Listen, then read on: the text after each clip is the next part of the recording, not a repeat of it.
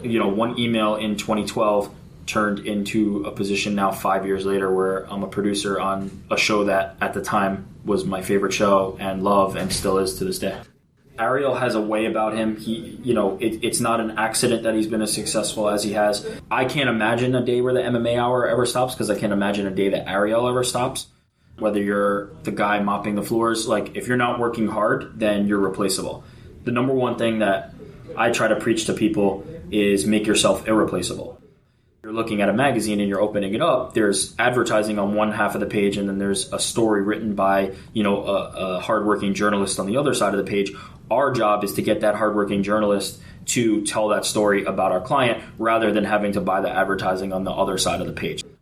But ultimately, at the end of the day, I think this is a vendetta that goes kind of beyond any reason or any logic. Money was literally taken out of his pocket.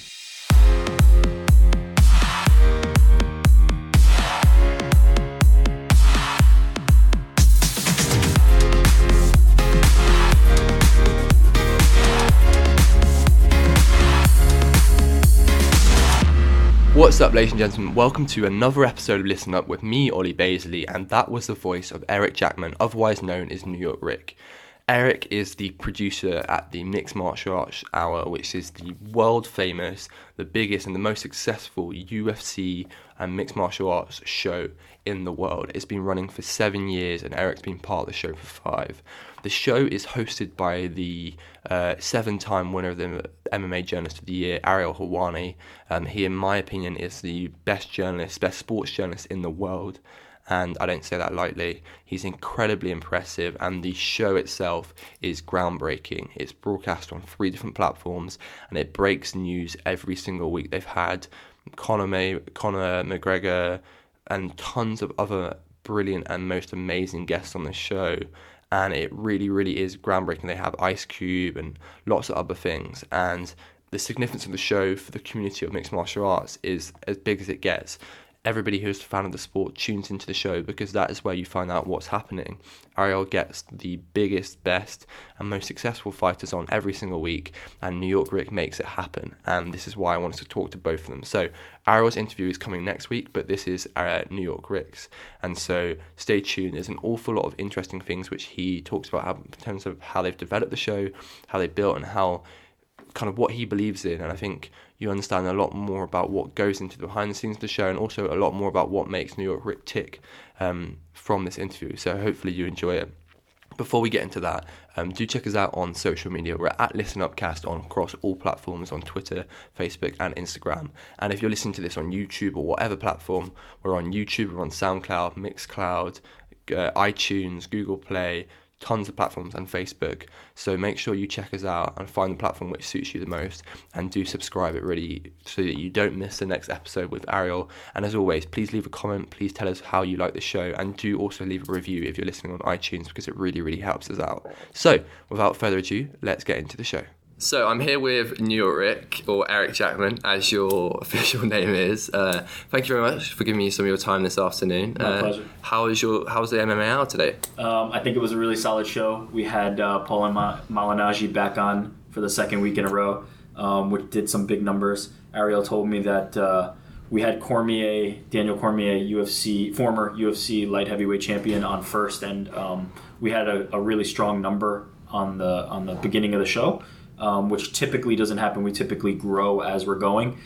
So I think fans were really engaged on this one. And you can find it at MMAfighting.com. How many numbers does the show tend to do? What's it kind of, or the reach in terms of like all the different platforms? Sure. I actually get a weekly report from just the audio broadcast side of it. And we're typically doing, anywhere from, depending on the show, 500,000 to 1 million downloads just there. That's pretty good. We're also getting huge YouTube Live and Facebook Live and now Twitter Live views. All told, we're hitting millions of people for every single episode. It's hard to really give like a specific number or range, but safe to say across all platforms, downloads, live views, all that, individual clips broken out, Twitter segments, we're hitting a few million per episode. Yeah, and the way podcasts make money now, especially nowadays, is through ads and various other things, which we'll get onto later. But let's kind of start off about talking about you. One of the reasons I'm interested in interviewing you is because I've watched you so many times on the show, and I think how you've developed like a segment on the show as well, and just hearing from you is fascinating. And one of the most well-known producers, especially in MMA, but also in kind of online video. Where did it all start for you? And did you go to university? How did you get into this side of the world? So I went to college or university and did 4 years in marketing. My major was in marketing. I ended up going out of college to a publication called Gawker Media. I didn't really necessarily find anything in marketing that was really piquing my interest, so I went to the media side of it just because I was a fan of what Gawker was doing at the time in the media space. At time. Yeah, well, I mean, they've since closed down. Yeah, famously. And, it was basically... And I'll get into it in a second, not dissimilar from how I got my job with MMA fighting and the MMA Hour, but I liked what Gawker was doing and emailed somebody and got a position interning there, which I did for about a year and a half, and it was really a lot of fun. But ultimately, at the end of that, I was looking for something a little more permanent.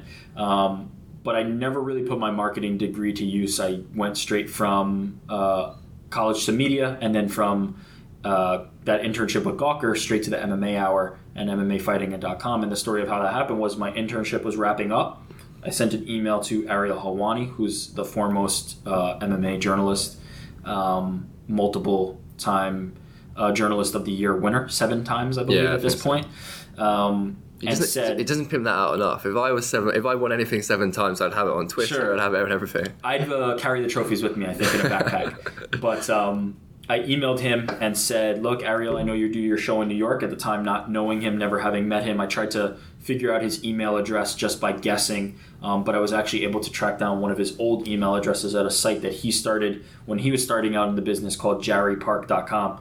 And I found his old Jarry Park email address and just said, hey, Ariel, listen, I know, you do your show in New York. I'm a native New Yorker. I want to work for you. I'll do whatever it takes. I'll get you coffee. I'll polish your trophies. At the time, probably 3 or 4 instead of 7. No, at the time, 2 or 3 instead of 7, because it's now 5 years on. But I essentially said I'd do whatever it takes to work for him. What happened and what really helped me and benefited me is the same thing that benefits a lot of people, is timing. At the time, the show was bought by Vox Media from AOL, and they didn't have staff at the time because the staff that stayed with AOL wasn't coming over as part of that sale, so they needed to staff up quickly. Ariel put me in touch right away after getting back to me with somebody at Vox named Chad Mumm, who's still with Vox today, great guy. And I came in and interviewed maybe a week after sending an email to Ariel. So it was all a very quick process. I took a flyer and it worked, and the timing was perfect. And the next week after that, I started as an intern on the show, really more, specifically to the MMA Hour. Typically, interns with Vox work across all the different shows and all the different platforms. At the time, I was coming in specifically for the MMA thing. Ariel was looking for somebody who could work on the show that had experience and knew about MMA, and I did. So it was a perfect fit in terms of him having the need for it, me wanting to do it, and Vox transitioning the show over from AOL. I actually started with building the first set, getting the physical labor out of the way, which then turned into getting some on-air time on the microphone, just on the audio version, not being shown on camera, which then turned into being shown on camera, which then turned into full producer credit on the show, which then turned into all the other tasks that I do now. I've had various stints with editing video and editing audio. I really know the show from start to finish, soup to nuts, doing the pre-show production and post-show recording. So one email in 2012 turned into a position now 5 years later where I'm a producer on a show that at the time was my favorite show and love and still is to this day. And this show's unprecedented. What some of you guys might not realize is it's the #1 show in mixed martial arts, which is a huge sport, especially in the United States. And this show is unprecedented because it broadcasts on 3 different streams, on 3 different platforms. It's on audio, and like you said, it's huge beforehand. And what do you think makes the show so special? Is it a combination of everybody who works on it and also Ariel? Because obviously Ariel is known very much for his scoops and him being a great journalist and very special as well. But I think you really do bring another side to it. And I think it's fascinating seeing the Rick's picks, because you pick Ariel's mind rather than him picking himself and stuff like that, and you keep him to task and stuff. You tell him when he's wrong. Like in today's show, you said he didn't think he would actually attend an event, which he said he would. What do you think is kind of the key success of the show, and why do you think it's so special? I think there's a few ways you could go with that. We definitely have a great team. From day one, the team at Vox has prioritized the MMA Hour and what we do, and really dedicated resources to it. Without that, the show, I don't think, would have grown as quickly as it did and been as successful as it is. But ultimately, at the end of the day, the engine on the car is Ariel. And having Ariel's mind and having his skills and his ability to interview people is what takes us to new heights and continues to kind of push that envelope.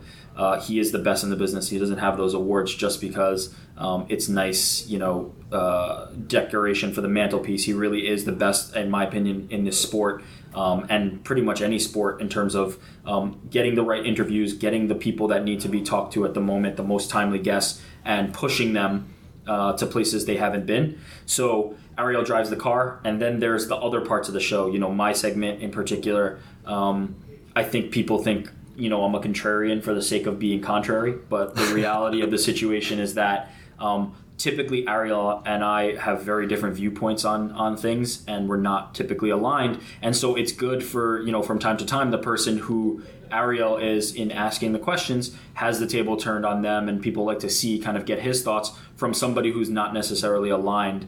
And I think that's a valuable kind of interplay between us that has really, afforded me great opportunities, but also given people an opportunity to see the other side of Ariel when he's not, pushing people himself for the interview questions, and to open up a little bit more. And I think it's, been good for the show. People seem to respond to it well, but make no mistake about it, the heart and the meat and potatoes and the driver of the show is Ariel's skill and talent for the interview. The show has come on a huge way, especially in the last 5 years. You guys used to have kind of maybe one or two shots, and it wasn't on anywhere near as many platforms.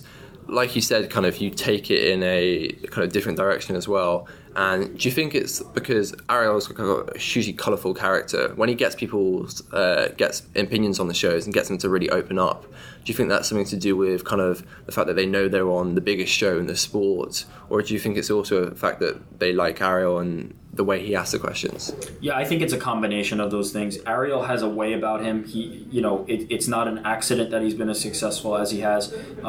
He has a way of getting to the heart of people. He also is well researched. He lives and breathes MMA. There's nothing that he does other than this. And it shows in the way he takes careful consideration in his questions. And he doesn't waste questions. He's not there to do fluff. He's there to get to the heart of the issues and really get what he needs out of them, and give the athletes and the fighters an opportunity, a platform to be able to deliver what they want out of it. So ultimately, the ones that understand the game and our regular interviews come to appreciate what it is about that our show in particular, and speaking to Ariel, that affords them an opportunity to speak what they need to speak, and gives them the best platform for that. There's a charm about Ariel that's hard to kind of describe, but he wins people over if you spend enough time with him. Has he won you over? You guys obviously have a great relationship. What's it like? Do you hang out outside of the show? So we don't hang out outside of the show, which I think, and this is kind of a thing that you hear from a lot of duos. I'm going to call us a duo. Please don't mistake the fact that Ariel does all the heavy lifting and I'm just riding his coattails and along for the ride. But you hear from famous duos like Penn and Teller, who are magicians, and other duos that on stage seem to be connected at the hip. Away from the scenes, you'll find that they often live their own lives and don't really engage in that. Ariel and I live pretty separate lives. We occasionally text from time to time. But the one place that we come together is the show, and then there's one second place that we come together, which is on the basketball court. We play in a weekly league. I see Ariel. Better? Oh boy. Is Ariel better? Is that a bit? No, it's. I don't want to hurt Ariel's feelings, but okay. I think I'm a better basketball player. Listen, there's no better basketball player. I'm not better than Ariel. Ariel's not better than me. We're on a team. As long as the team wins, play together? It doesn't matter. Yeah, we play together. We're not playing against each other. We have a team positions? called the Montreal Expos. Yeah, well, actually, Ariel and I play pretty similar positions. We kind of sub for each other from time to time. and the Montreal Expos are named after his now defunct favorite baseball team, the Montreal Expos.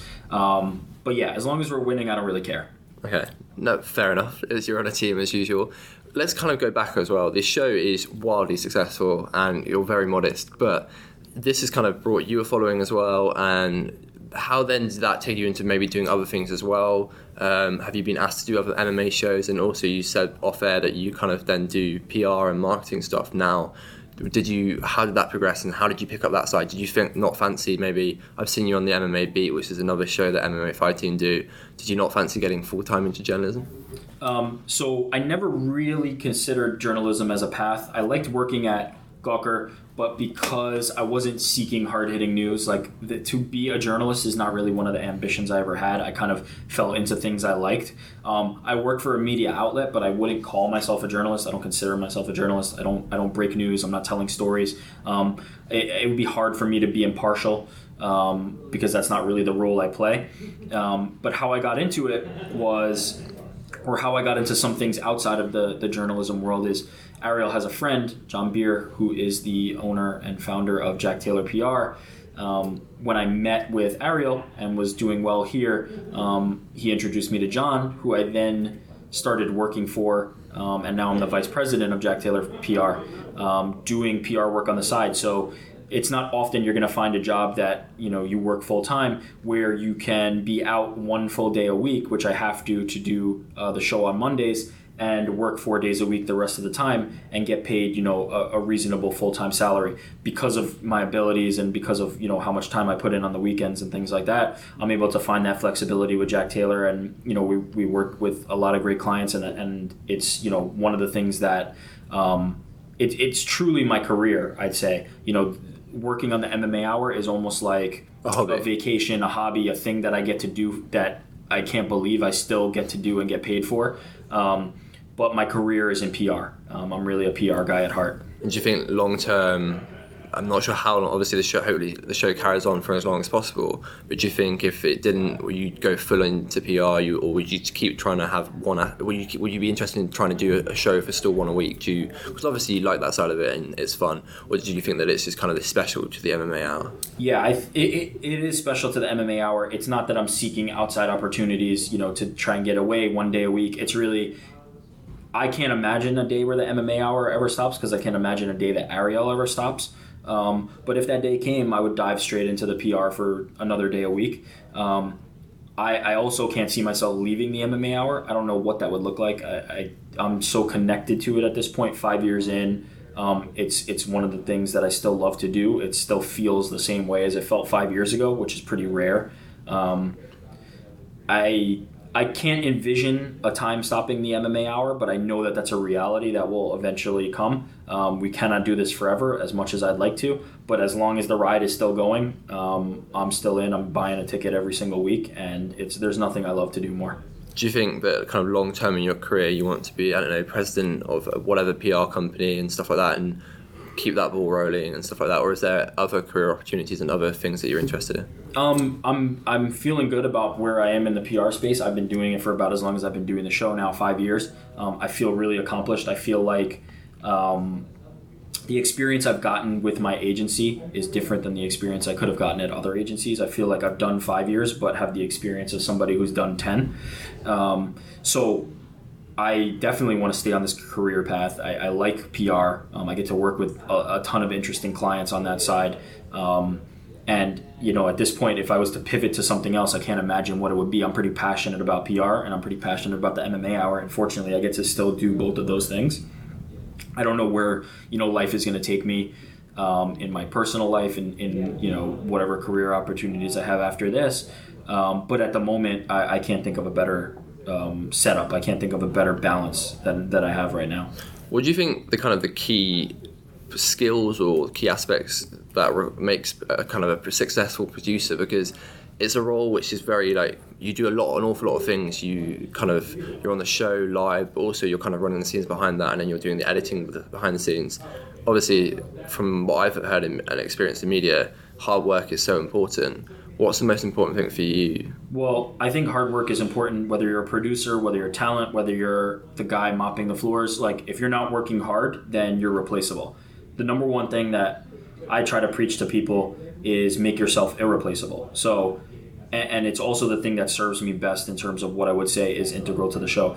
If you don't know every single piece of the show from top to bottom, if you don't know every bit of information about what's about to happen, if you don't know the talent well enough, then you're probably falling short as a producer. You need to know every in and out. You need to know everything that's going on, and immerse yourself in all the jobs. Theoretically, you should be able to, if the show suffered a loss and somebody was out, you should be able to step in and run that portion of the show because you know it well enough to do that. You likely won't have to, and you can hire good people to do those things. But I think the key is knowing everything from top to bottom and never kind of resting on your laurels and feeling like you don't need to know something or don't need to be involved in a certain process. Nothing is too good. Nothing is beneath you. You should always be willing to put in that time and willing to put in that hard work to figure out how these processes run so that, if something happens, you can be completely in control. So production, the only production I know is the production of our show. I can't speak to further production. I don't know the TV world. I don't know what, roles and responsibilities go into that, but I'm the first one here and I'm the last one out every single time. People, give me a hard time about, time and how come the show's not up? How come this isn't happening? How come that isn't happening? And I take that as a sign of respect because people expect it to be done. Expect things to be done and expect us to have the best possible product, and I like to deliver that. But yeah, if you're not putting in the time, and I don't think this applies to only production, but if you're not putting in the time, then you're doing something wrong. So like you said that you've risen to vice president in this PR role. What kind of does PR involve? Because it's kind of a blanket term, and what does your job entail? Is it kind of very much dealing with clients launching products? I know that I thought that you've been involved in maybe an Onnit podcast in the past. How does that work, and can you explain more about that? Yeah, absolutely. So PR is kind of a mystery to a lot of people. You say public relations, you say PR, and most people have heard of it, but don't really know what the meat and potatoes or the nitty gritty of it is. But the point of PR is to represent clients and to represent products and services and get them the most and most positive media attention that you can. Promoting whatever that product or service is. One of the things that we do and the heart of what PR is interacting with media companies and interacting with journalists and editors and things like that, and getting them to be interested in whatever story you're telling. So you can start with a good product. For example, you mentioned Onnit. We have Onnit as a client at Jack Taylor. Onnit is a great company. We believe in what they do. But at the end of the day, if you don't have a good product, it doesn't matter how good of a story you can tell somebody. It ultimately falls on how good what the end product is. So part of it is working with clients that you really, really like and products that you believe in, and then being able to convey that and tell a story to somebody about that product or service that they believe in. And so we work with Onnit. We work with Glory Kickboxing, who's the biggest kickboxing league in the world. Airs on ESPN and UFC Fight Pass here in the United States, elsewhere internationally, but in over 150 countries. We work with Invicta, who's the all-female mixed martial arts league here in the United States, as well as a bunch of other products and services.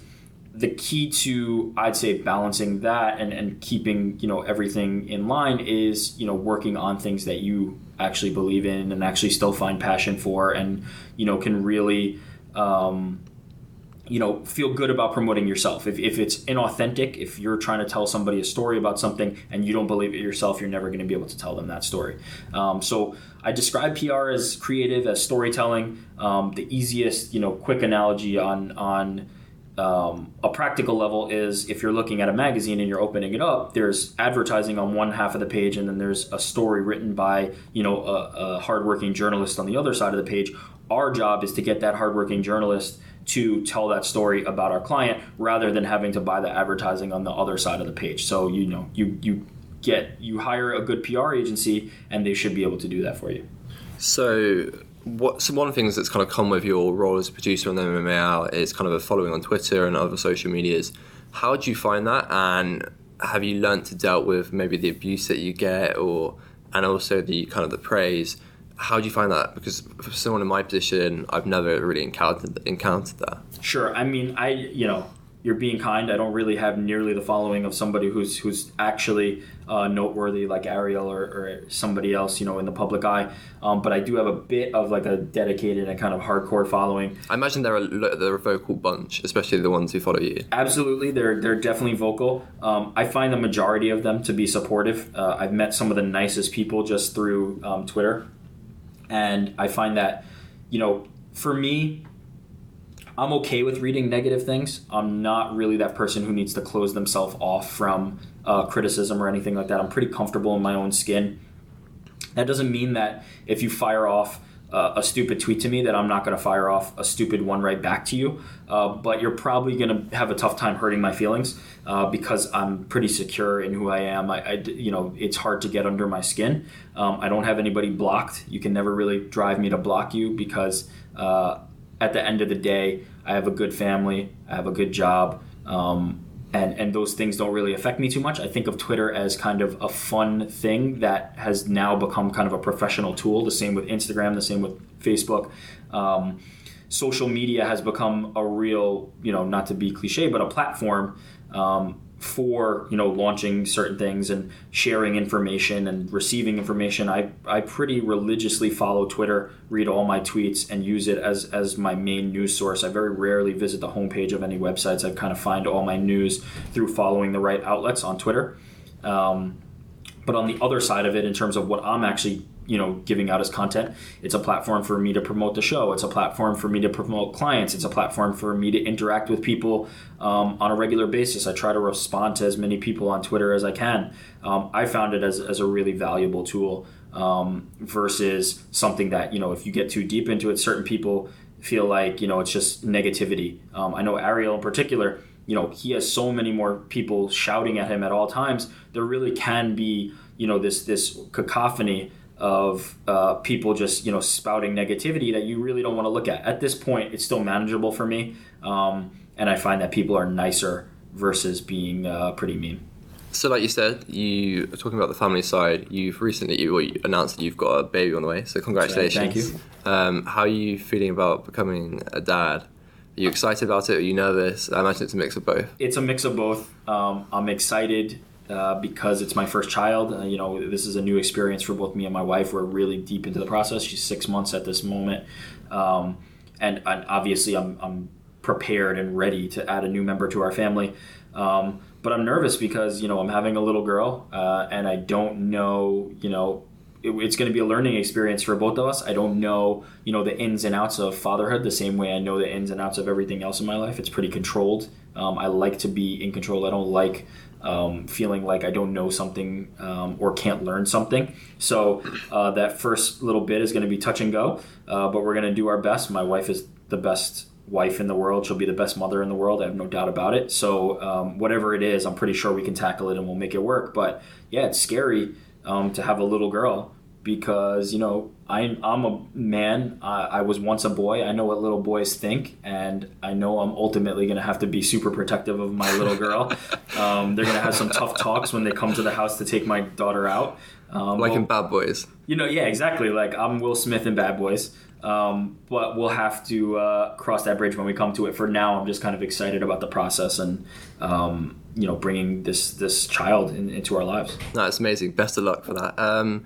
Also, you spoke about Ariel. Obviously, he's a great friend of yours and a huge part of your working life as well. What some of the listeners might not know, but a huge story over the last year has been Ariel's relationship with the UFC, which is the main kind of stakeholder in the sport of mixed martial arts. What do you think about that aspect? And what do you think about how he's got initially his credentials taken away, and especially recently with the Showtime thing, not letting him kind of be on the public broadcast? It must be difficult as a friend seeing somebody kind of getting messed about by somebody just because of his relationship with Dana White. Sure, and I mean, I think even if he wasn't my friend, there's obviously something going on there that doesn't feel right because Ariel is being punished for something that nobody knows what really he was doing his job when he kind of made some news earlier than they wanted it out. Yeah, there's always been kind of tension, friction, and whatever that is. Ariel was at one time banned from covering an event because he broke some news that wasn't supposed to be broken by somebody else. They were concerned about wanting to control that message themselves. Ariel was able to break the news with his sources. And that caused some friction. But ultimately, at the end of the day, I think this is a vendetta that goes kind of beyond any reason or any logic or anything like that. So, I think there's a certain section of people who are going to feel uneasy about that regardless. And I'm one of them because it really doesn't reflect anything about Ariel. It really doesn't have anything to do with him personally. It has to do with him trying to do his job and that being limited. And it also, in this most recent case with Showtime that you alluded to and mentioned, money was literally taken out of his pocket. He had a secured job that he now no longer had because of something that happened in the past with him and the UFC. So, it's definitely hard as a friend. All you can kind of say to Ariel is, that you're there for him and support him. And there's a lot of people like that out there. He has a lot of friends in this business and outside this business, and he has a great family who support him as well. But yeah, it's difficult to watch from afar, but it would be difficult to watch from afar, and I think Ariel would be the first one to say this if this happened to anybody, because it really goes against kind of what Ariel stands for as a journalist. He's not out there to, grind an axe or anything like that. He's out there to do a job, and when he does it and is penalized for it, it creates a bad environment. So what's kind of, you can speak about what's next for you, but in terms of long-term future, do you want kind of be kind of a PR, hugely successful in PR, like run your own PR company? How do you see it for you? Because I think you'd be somebody who'd be great at kind of maybe having your own PR company or even running a thing, especially with Glory Kickboxing and Victor, knowing that you're hugely passionate about those events and you go to those events and stuff like that. What's the next step as well as producing and stuff like that? Yeah, I'm pretty happy right now. I'm vice president. I'm part owner in the company as well. At the moment, that's all I'm looking for. Maybe there's a day down the line where I get more involved and start my own thing. But for now, I'm super, super happy where I'm at and happy to share kind of the burden and the responsibility and as well as the fruits of the labor. And couldn't be happier. Jack Taylor couldn't be happier doing the MMA Hour. So what's next? I'd say for now, at least for the the near future, more of the same.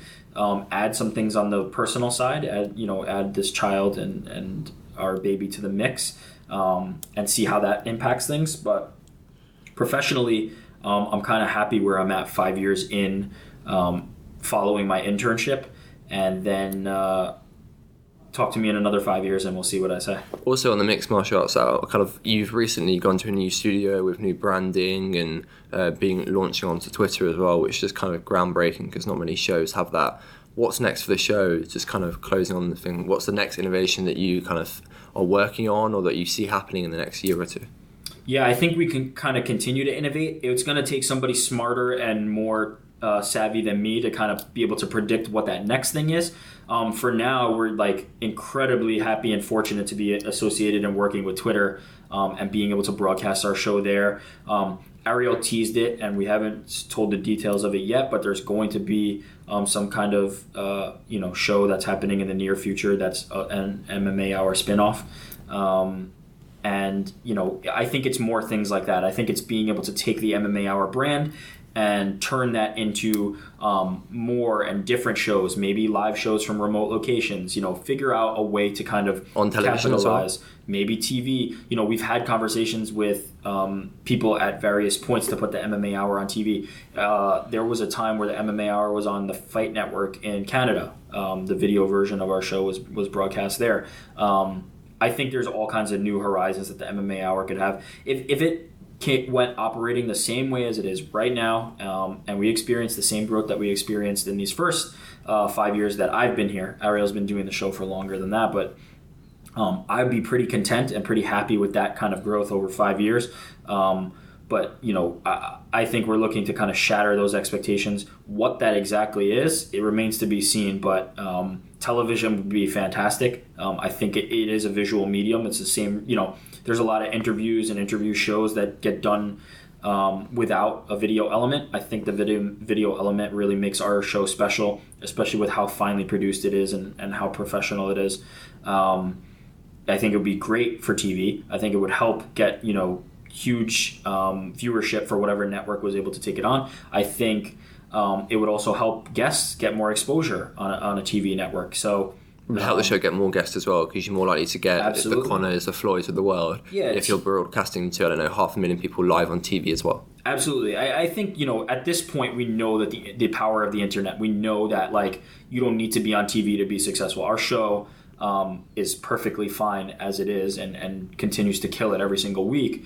But why not, start a new thing? Why not do our internet show that is now a TV show, that is now a radio show, whatever the next phase is? I think we'll be prepared and we'll be equipped, and Ariel will be kind of at the forefront of that. All right, well, thank you very much for your time. I really, really appreciate it. And thanks for having me today behind the scenes at the MMA Hour. My pleasure. Thank you. That was my sit-down interview with Eric Jackman, otherwise known as New York Rick, at the Mixed Martial Arts Hour studios at the SB Nation Studios, or in Vox Media in New York this summer. Thank you so much to Eric and to Ariel, whose interview is coming up next week, so make sure you subscribe to that for their time. They were unbelievably generous and so kind to me. I've met a lot of people, or a couple of people that I've looked up to, and they were by far the kindest and the most generous, and it absolutely blew me away. So thank you so much to them. They are really, really amazing people, and it was a pleasure talking to them. Before we go and we talk about social media, I wanted to give a bit of a plug and mention two things which really stood out to me from the interview. Firstly, this is something which is really quite universal, and you hear in a lot of things, and it's often spoken about, and it's definitely a cliche, but hard work, and if you want to be the most successful at something, really is pivotal, and it is absolutely necessary. And I think New York Rick really embodies that. He was at the studios at 7:30 when I left him after interviewing him, and he hadn't even started editing the audio version of the show at that point, let alone doing various other things, which I'm sure would have taken a lot of time. And with the New York traffic, he would have got home very late, and he does that every single Monday. So I can attest to the fact that he works incredibly hard, and I think you can see from, for those of you who know the show, how well run it is and how kind of very professional, and how there's very little errors. I can't remember an error that they've done recently, let alone anything else. And then finally, my last point is how he's developed two careers for himself. I think that's fascinating. I think it's a really, really smart move as well. In today's world, people change careers a lot often, but he's given himself tremendous options in that sense, because a lot of people maybe get into something and they think about, maybe I want to change later on, or they get bored of just doing one thing 52 weeks of the year. And I think that's something which I could see one day for myself. I think I could definitely maybe think, actually, do I want to be doing this 52 weeks of the year? But the fact that he's a proven and brilliant example of how you can make that work shows that it's possible, and I think is inspiring to a lot of people like myself who would be interested in maybe trying to do one thing one day a week and have a more full-time career the rest. It's impressive how he's risen to the top of two professions. His clientele list for his PR company is incredibly impressive within the world of mixed martial arts and combat sports.